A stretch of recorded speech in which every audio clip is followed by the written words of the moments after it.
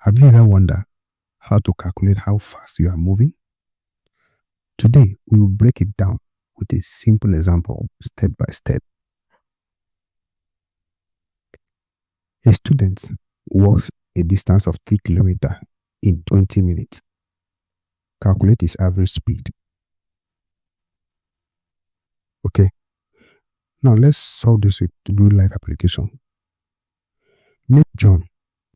He walks a distance of 3 kilometers in 20 minutes. Note, our goal is to find his average speed. Now, to find the average speed, we use a formula. Average speed equals to total distance or total time.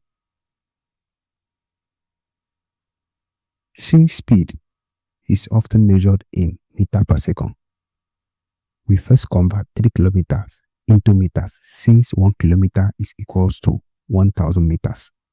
So we simply multiply 3 times 1000. That will give us 3000 meters.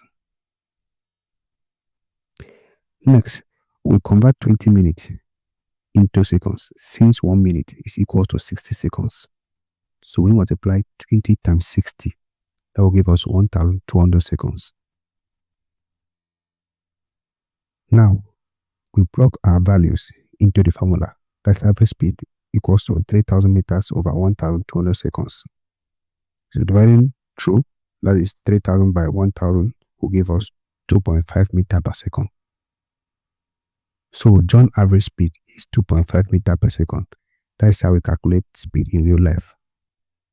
So if you want more simple matrix, subscribe and stay tuned for more videos like this. Thank you.